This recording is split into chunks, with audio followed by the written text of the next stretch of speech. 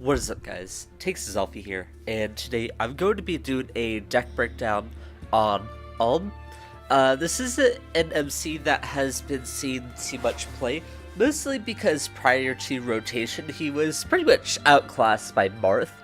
Marth in himself was a draw engine, and Marth himself was also much more flexible because he didn't have cards that he needed to run. Well, not cards that he didn't need to run, but like he didn't have a bunch of cards filling up his color space to the point where he didn't really have that many options of what he could run. So, now that rotations come by, I think Alm himself has a good strength that is worth looking into. Especially since Marth lost one of those things that, made them two so comparable. So, I'm just gonna go ahead and start getting into the list. First off, we're running 2-1 cost. We're running 4 of the 3-2 bridge, and then we're also running 4 of the main promotion, and then 4 of the secondary main promotion. This might be a lot to take in, but it really isn't.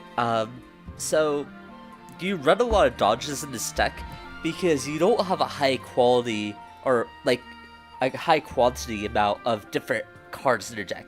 You can pretty much dodge with almost every single card in your deck because you run so many copies of them, which is very, very good because it allows Alm to actually keep a board, which is something that a lot of decks could actually struggle against.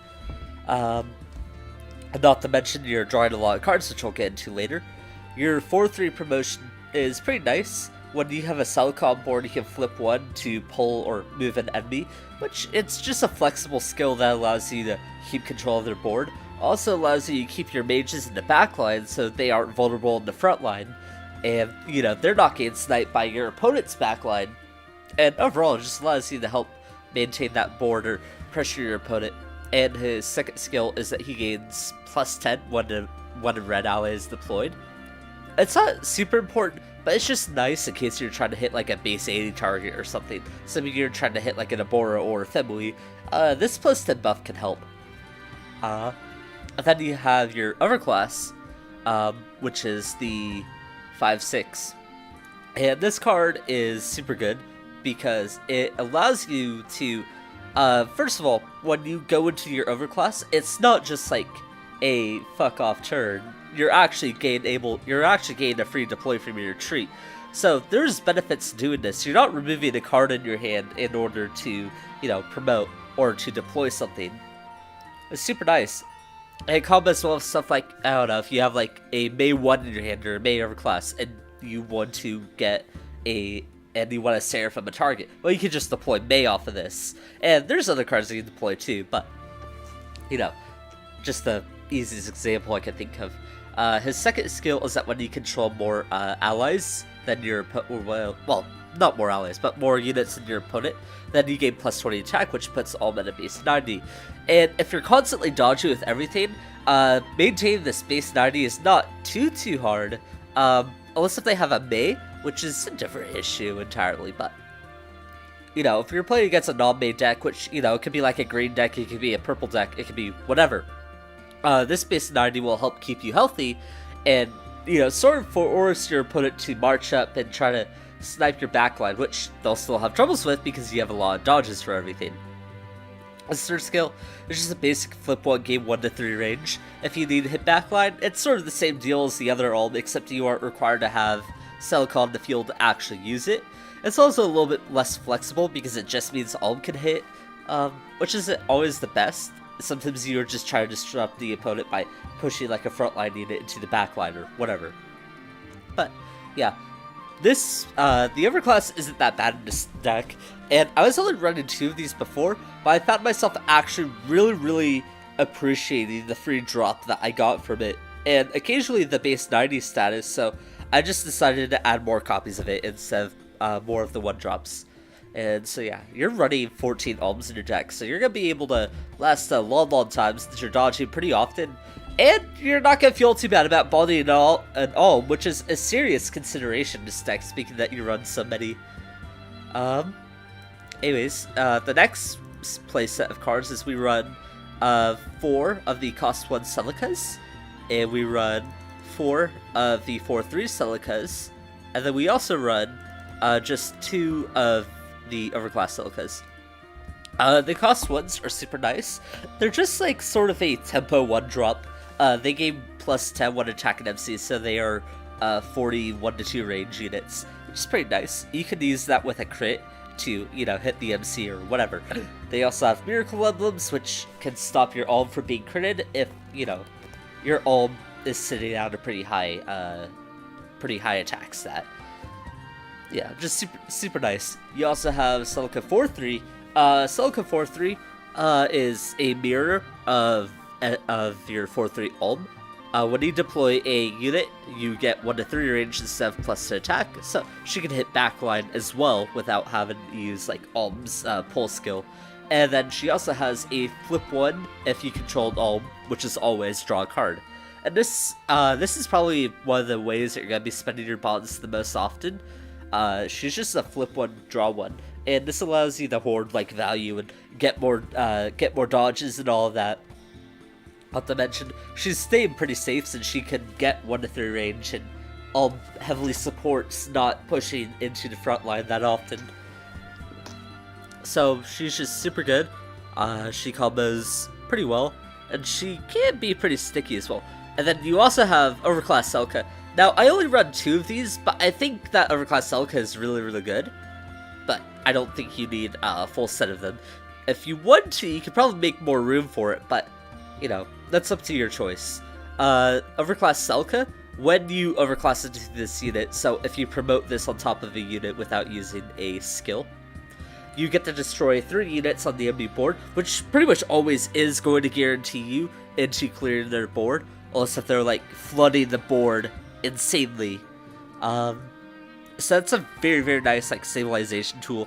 It helps you get to your base 90, and it helps Celica get to base 80 because she also has the same skill as Alm, where she gets plus 20 if you control more units than your opponent. So yeah, they both play into this way of controlling the board.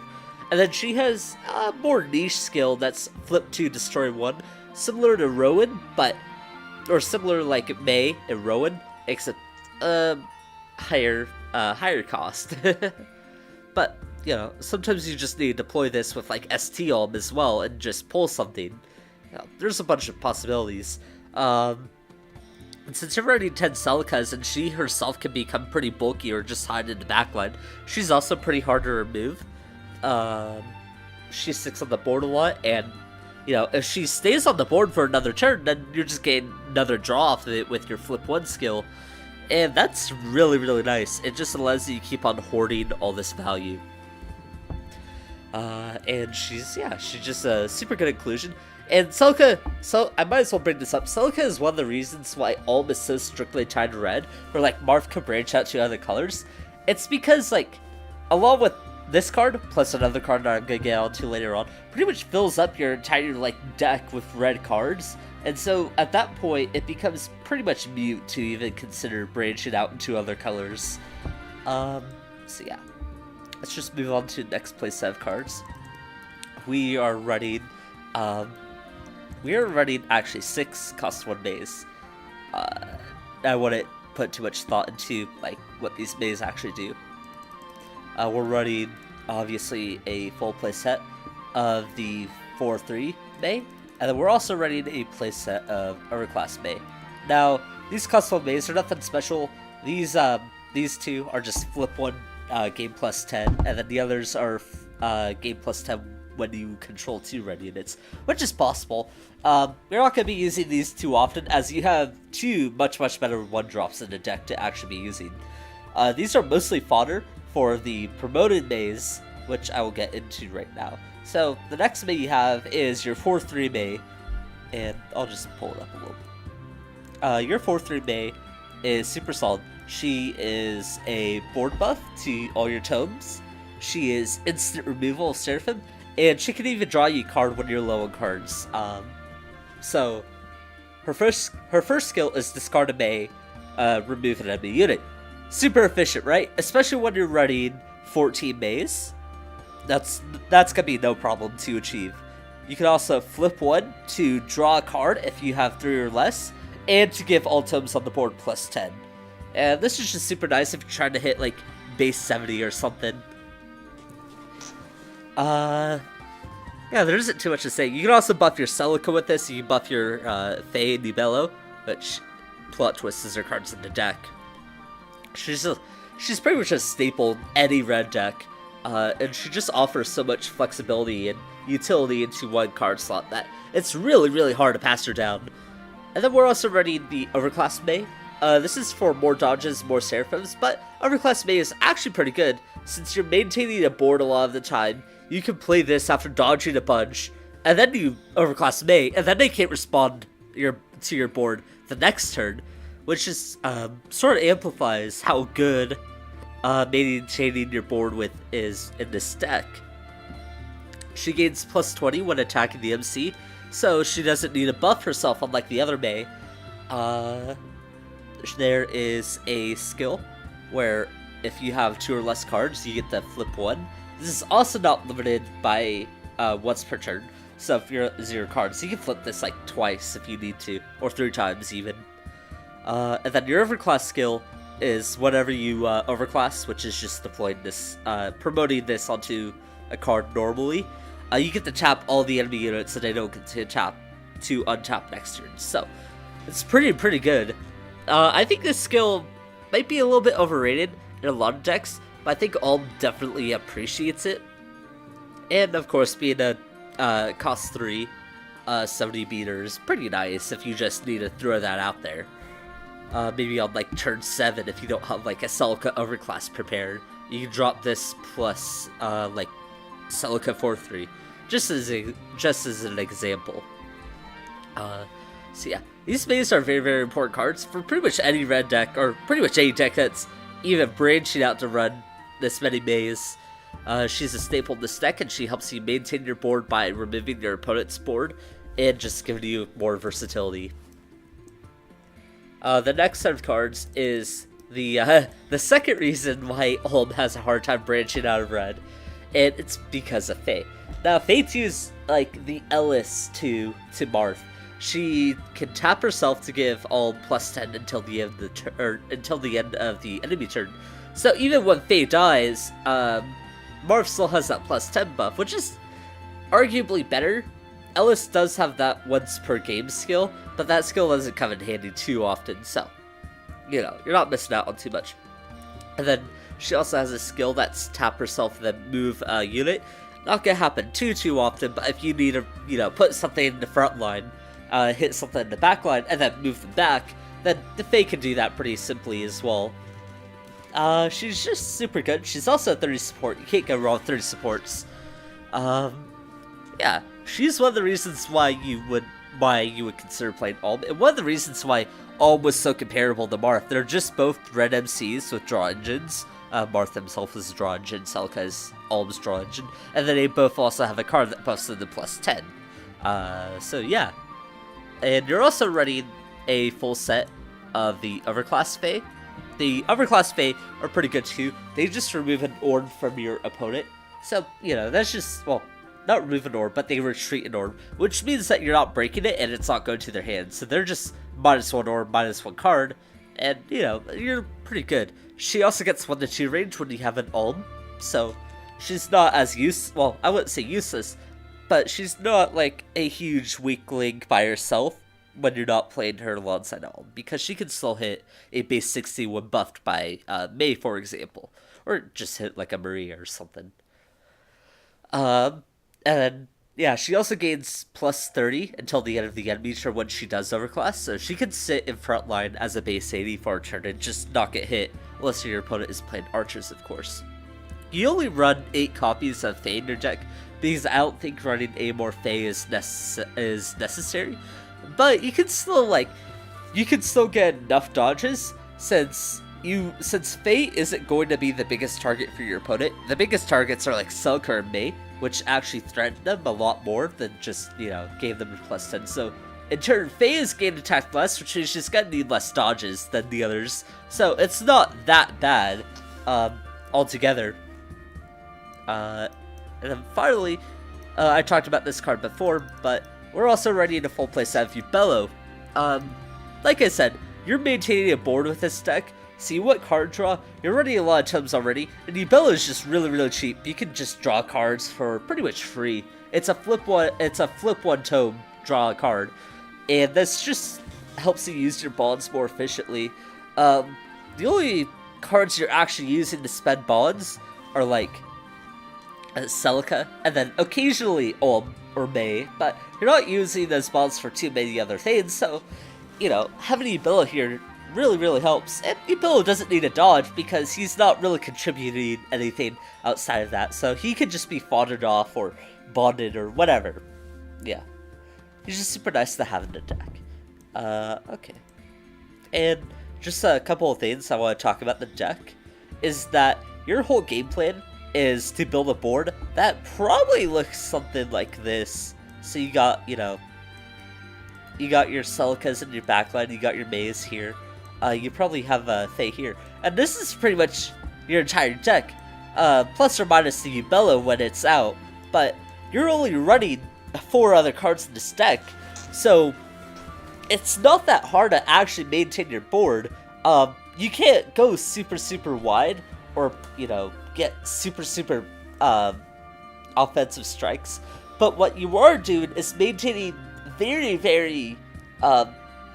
you're maintaining a lot of cards that give you positive value throughout the game and threaten your opponent in different ways, and it just becomes very difficult for them to handle it when they can't remove anything without using hard removal. Even when they do commit hard removal, you still have probably a bunch of copies of that card in your hand, so then you just get to deploy them next turn. And sure, it might ruin curve sometimes, but you're not honestly missing out on too much. Some considerations that you might want to think about running this deck is that you might want to run T1, you are playing mono red, so Ramp can be nice. It helps you get to your overclass faster, it helps you get to, yeah, basically your overclasses faster. Another consideration is that you can run more Faes if you wanted to. I don't remember what all the other Faes do, but I'm sure you can find a useful Fae somewhere down the line in there. You can also run 16 May if you want. I think 14 is a fine amount, and you're not really missing out on too much. You may take out, like, I don't know, one of the bridge Alms and one of the Alm ones for more May, but it's not really that necessary. You're really clunking up your May self-supports by doing that, and removing some of your Alm self-supports, so it's like, whatever. I think that's really it. I think this deck is worth trying, it's worth giving a shot. It's also a very good starter deck, so if you're looking for a good place to start, this deck is fundamentally simple, but also has a lot of key strengths, and it also demonstrates some of the more powerful mechanics in Cipher, being the overclass stuff. And it's also very thematic too. The only card that's out of place here is Ubella, but what can you do? Anyways, this has been my, like, deck breakdown, or whatever you want to call it, and I'll see you guys next time.